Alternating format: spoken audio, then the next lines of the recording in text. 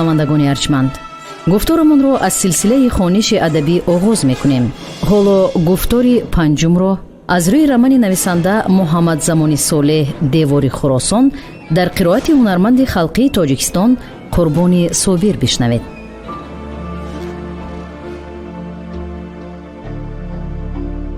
محمدزمان صالح دیوار خراسان.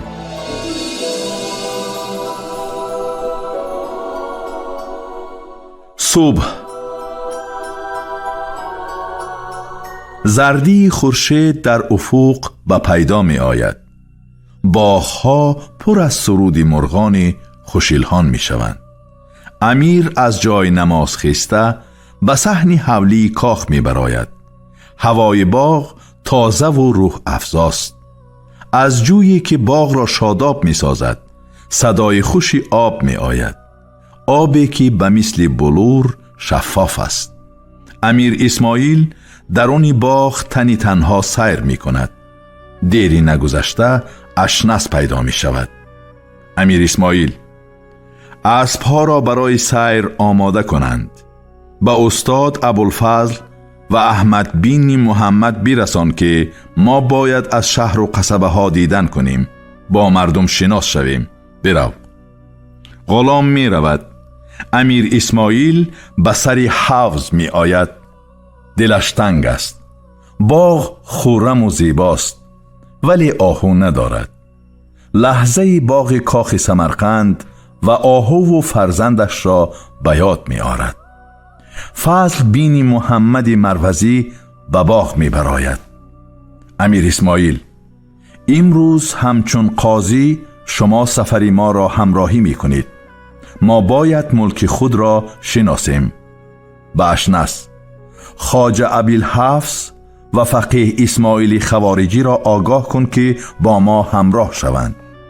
فضل: مگر شکایتی رسیده است؟ امیر اسماعیل: مگر شرط است؟ مسئله سر میزند، باید در جایش فوراً قضاوت شود. به فردا گذاشتن کار را دوست نمی دارم. احمد بین محمد نیز حاضر می شود. امیر اسماعیل به او مراجعت می کند. امیر اسماعیل: 10 نفر از سربازان را با خود بگیرید. امروز با خود شهر شناس می شویم و با مردم وا می خوریم. وقت زیادی می گذرد، به گمانم کسی به داد مردم نرسیده است. وظیفه ما حق را به حقدارش رسانیدن است. فضل: سیر خود را از بینای ارک بخارا آغاز می کنیم که به همه شواهد آن را سیاووش پسری کیکاووس بنا کرده است و از عجابتش این است که هیچ پادشاه اندرون آن نمرده است و یا در جنگ شکست نخورده است. همین که قضا رسید، پادشاه به سبب از قصر بیرون می رفت و در دیگر جای می مرد. امیر اسماعیل: چه شما گفتن می خواهید که ما دیگر هرگیز از آن بیرون نآییم؟ همه می خندند. ابوالحفص: دیروز ما از دری غوریان به ارک وارد شدیم. امروز از دری ریگستان خارج می شویم. امیر اسماعیل: استاد دیروز به ما نگفتند که در محلی دروازه غوریان شاه سیاووش دفن شده است. ما هم سنت مردمی بخارا را رعایت می نمودیم. آخر سیاووش جد بر جد مایان را جدی بزرگ است. ما از مسئولیت و عقل و تدبیر او فخر داریم. ابوالحفص: بنده گناهگارم. امیر اسماعیل: من سخت پایبند و دلبسته سنت‌های گذشته مردمی خویش هستم. ما باید به هیچ وجه نگذاریم که آنها فراموش شوند. با آنها تابش‌های اسلامی دادن ضرور است.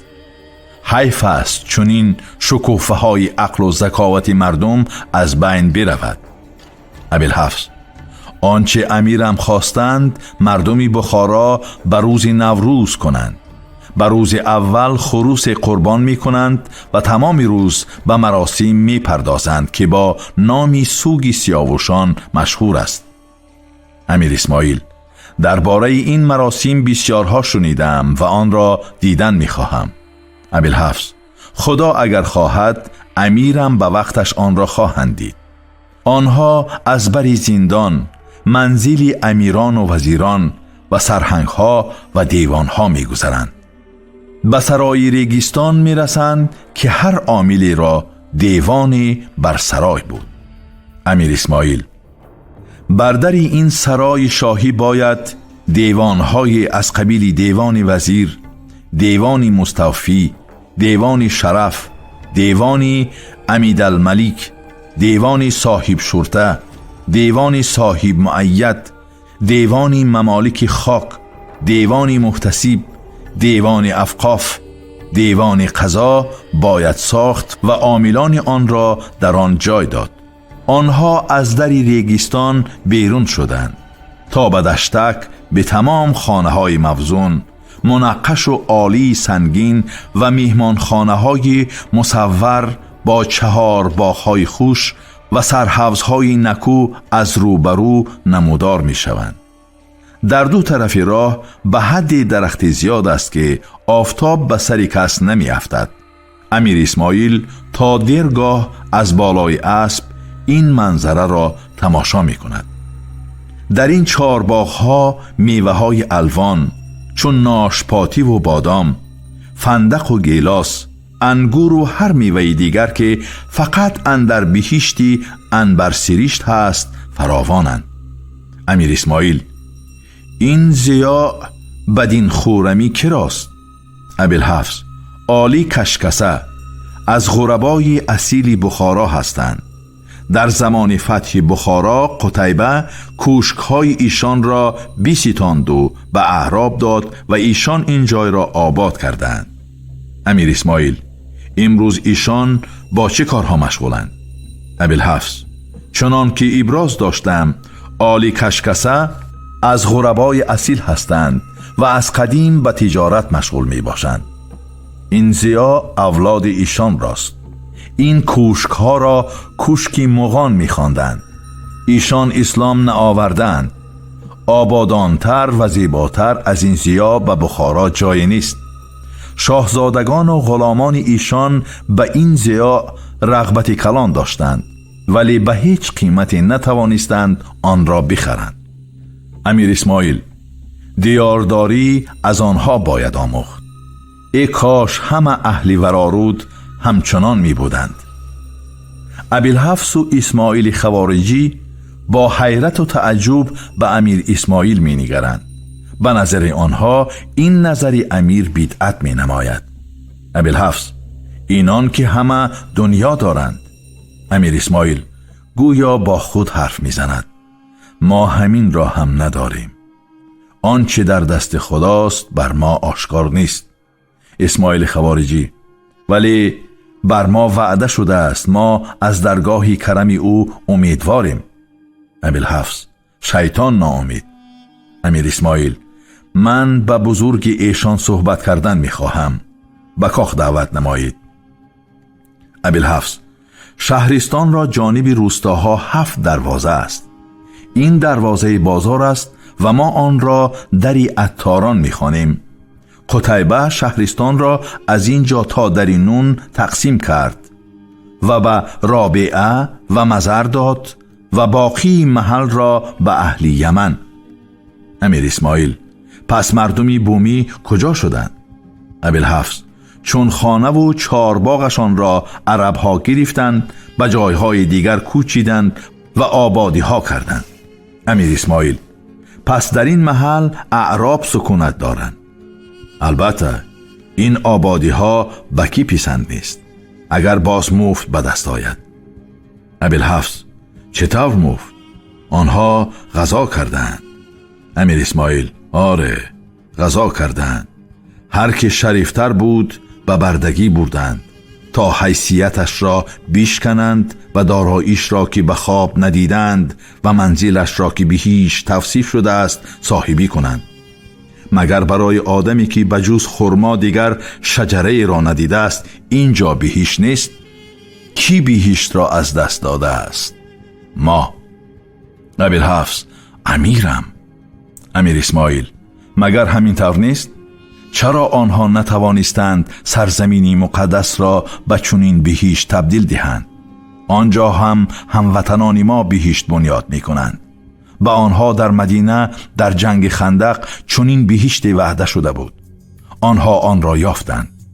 بگویید که صاحبان این بهشت ها چه کار کنند؟ آره، به ما هم وعده شده است از درگاه کرمی خداوندی: ایا سلمان، آخرین غریب این دیار در کدام بیابان است و برای کی بهشتی موعود را می سازد؟ شما برادران خود را در بصره سراغ کرده اید، آنها هنوز زندند؟ ابوالحفص و احمد اسماعیل خوارجی حیرت زده به امیر اسماعیل می نگرند و دست به گریبان ندامت می برند. ولی امیر اسماعیل آنها را نمی بیند. گویا آنها وجود ندارند. گویا او با خدا نیایش می کند. از دروازه نون وارد شهرستان می شوند. در طرف دست چپ کوی رندان واقع شده است و از پس آن کلیسای ترسایان نمودار می شود. ابوالحفص: امروز این کلیسا مسجد است. آن را مسجد بنی حنظله می نامند. در طرف دست راست کوی وزیر جای گرفته است. ابوالحفص به سخنش ادامه داده: این کوی را کوی وزیر خوانند و همچنین کوی کاخ نامند و این وزیر ابن ایوب است که از سرهنگان قتیبه بود و پدرش از پادشاهان بخارا که به دست قتیبه اسلام آوردند. امیر اسماعیل: به تفصیل. ابوالحفص: پیوسته امیران بخارا در این کوی کاخ بودند و این کاخ را دهقان اصیل کدرخین نگهداری میکرد. بعد که اسلام پذیرفت او را نام احمد شد. این کاخ را اعراب از او گرفتند و به سال 150 وارثانش به نزد ابو جعفری دیوانقی که خلیفه بود دعوا کردند و قباله بیرون آوردند. حد اولی آن برای شهرستان پیوسته جوبه بقالان است. حد دومی هم برای شهرستان که پیوسته بازار پیسته شکنان است. حد سوم راهی راست است که از این در تامیان شهرستان از دری عطاران تا دری نون جمله یک محله است که ربع شارستان است و 1000 دکان اندرون شهر بخارا و 75 پاره دیهه خاص برود بخارا و فراویزی آسیا را دارا بود. جمله را پیش خلیفه دعوا کرد که جمله را باز گرفتند و فرزندان ایشان این محل را پاره پاره فروختند تا اینکه پراکنده شد در دست مردم. امیر اسماعیل: از آنها کسی باقی مانده است؟ ابوالحفص: کسی نمی‌داند. امیر اسماعیل: اصیلزادگان ورارود همه‌شان همچنین سرنوشت داشتند. من می‌خواهم همه اصیلزادگان بخارا را پیدا کنید و به ارگ آورید. ابوالحفص: کدام اصیلزادگان را؟ امیر اسماعیل: مگر بخارا دیگر خیل اصیلزادگان هم دارد؟ آنهایی را که بخارا را با نام ایشان میشناسند و این شهر را بنا نهادند. دیگر آنها را باید از کنج مغاربسته فراموشی بیرون کشید و اجرشان را به جا آورد. با تمامی اصیلزادگان این دیار همچنان باید رفتار شود. ای دریغا، گنج بخارا در ویرانه ها.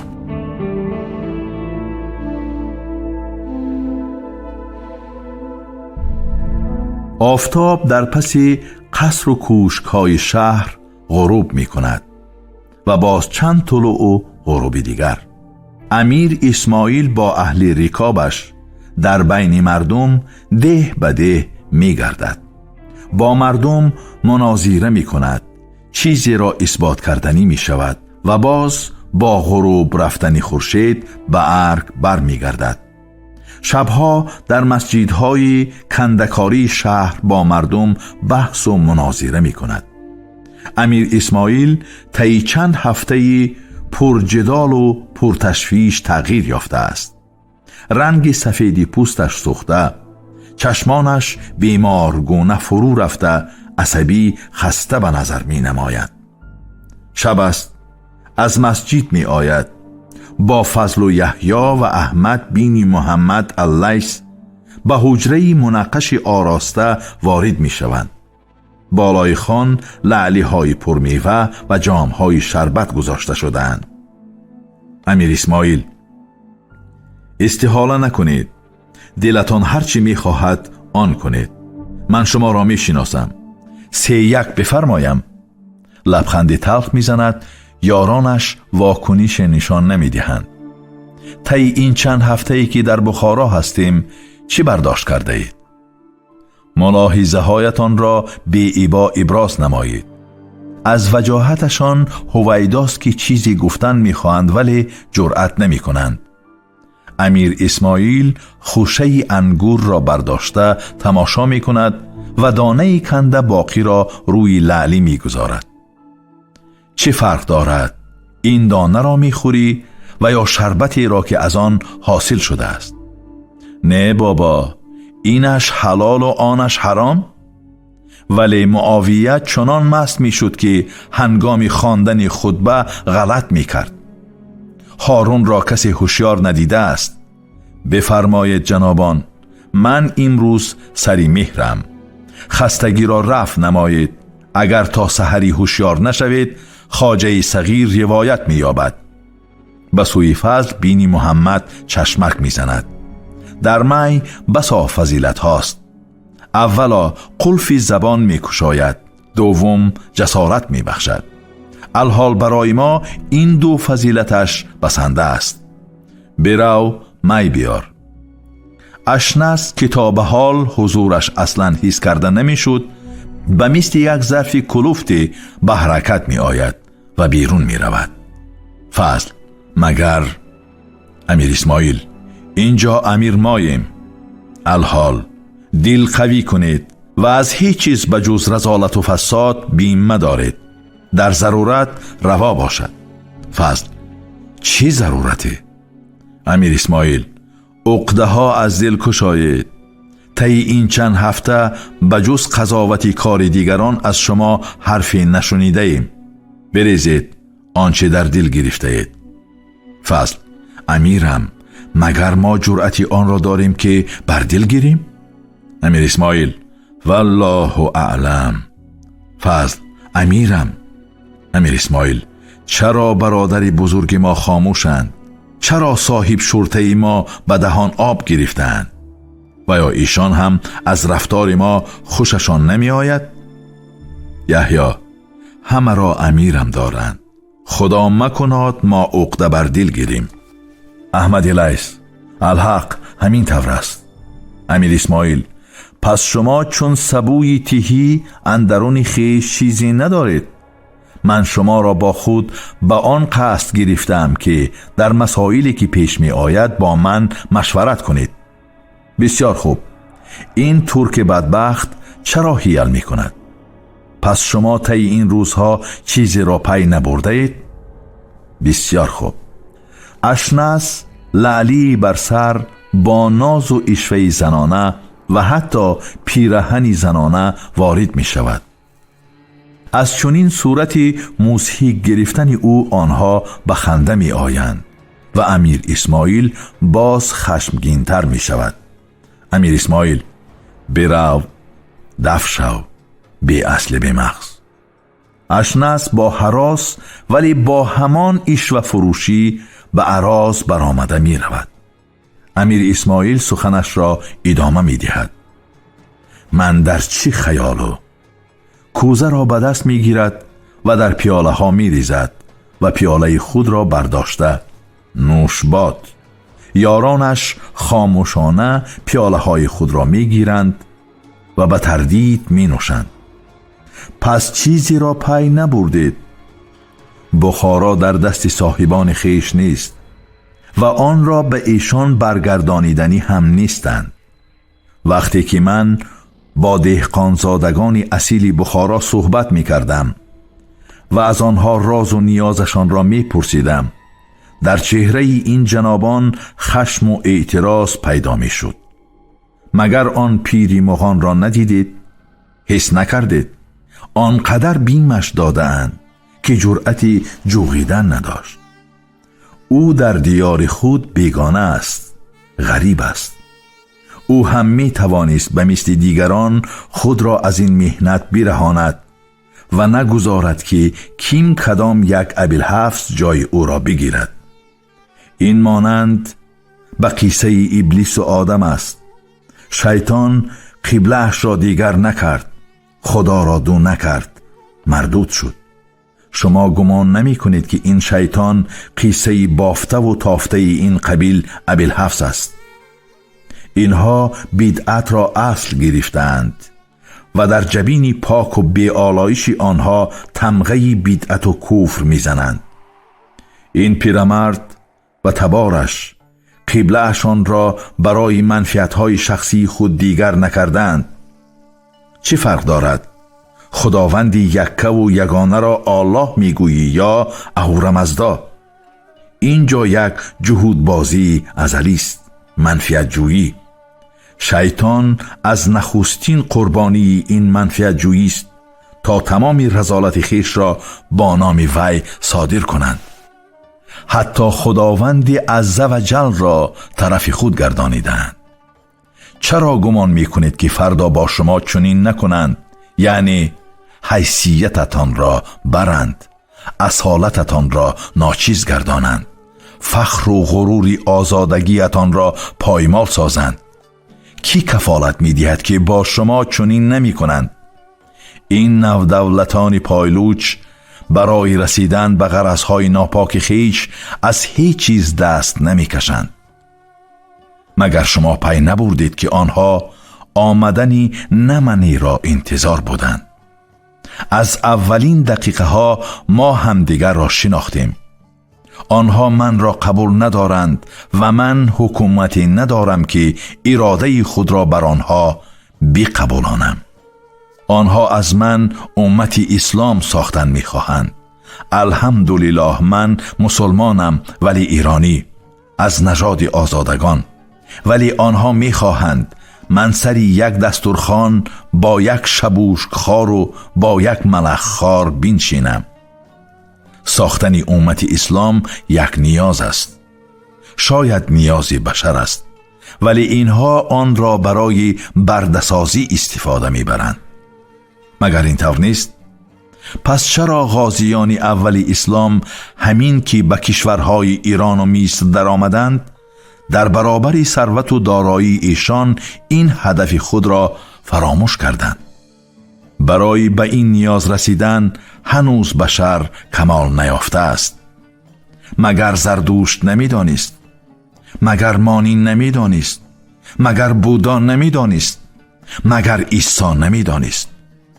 میدانستند و برای همین هم فقط قوم خود را برگزیده افکار خویش کردند.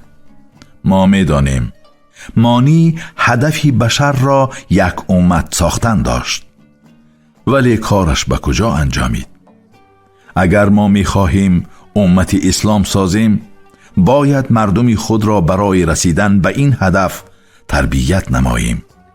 ولی افسوس، امیر اسماعیل نفس تنگ می شود و بندی دلش را می کشاید و با درد آه می کشد.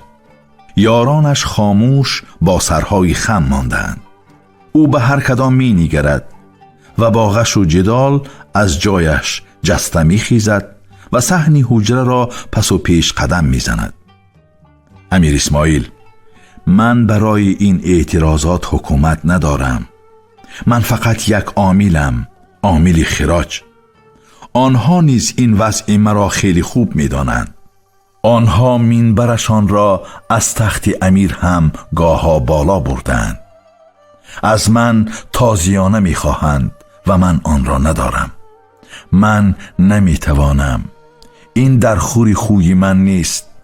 رستم فرخزاد درست گفته بود، دریغا که انسان پند پذیر نیست. پس از خاموشی دور و دراز ما رسالت خود را اجرا کردیم. دیگر اینجا ماندنم نه به نفع من است. من نمیخواهم اتهام آسیگی را به گردن گیرم. از من نمیتوانند خام کله بسازند. بس است، فردا برمیگردم.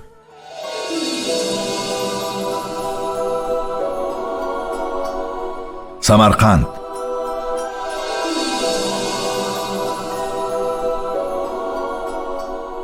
قصر شاه.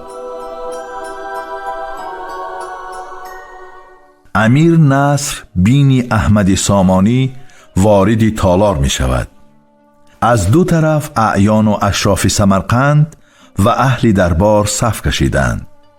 در نزد چندین دری ورودی تالار قصر سربازان آراسته و پیراسته با لباس نظامی که حشمت و جلال لشکری امیر سامانی را می نمایاند پاسبان ایستادند. امیر نصر از میان صف گذشته بر تخت می نشیند. حاضران از امیر خیش پیروی کرده هر کدامی به جای خیش گذشته می نشینند. بلعمی وزیر که با لقب خواجه بزرگ معروف است از جای خیسته از احوال دیوان و دولت اطلاع می دهد و در فراورد سخن به مسائل روزمره می پردازد. بلعمی: شاهم دیشب از ربینجان به بخارا قاصدان رسیدند. امیر اسماعیل به سمرقند می آید، حالا به ربینجان فرود آمدند. امیر نصر: چی؟ از بخارا چی خبر؟ بلعمی: از ابو عبدالله ابوالحفص صغیر به نام شاه هم نامه رسیده است. نامه را به شاه دراز می کند و باز به جای خود بر می گردد. امیر اسماعیل فردا به سمرقند می رسند. امیر نصر نامه را کشاده می خواند و تا دیرگاه به اندیشه فرو می رود.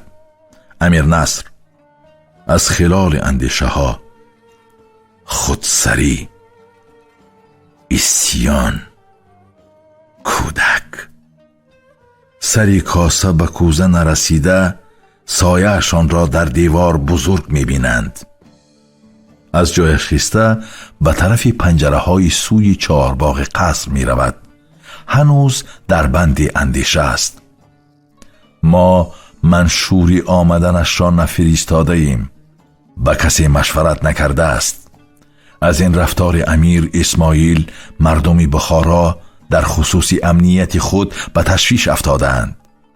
اگر برادرمان ابو زکریا یحیی این لیاقت را می داشتند ما خود ایشان را به جای امیر اسماعیل می فرستادیم. در جنگ ضد ترکان کافر و در کمک کردن به رافع ما گمان کرده ایم که او بالغ شده است. او هنوز کودک باقی مانده است. امیر نصر به پنجره تکیه داده به دورها می نگرد. از کناره های باغ صدای غرست شیران و زوزه گرگان قفس به گوش می رسد. غزال آزادانه بی پروا درون باغ می چمد.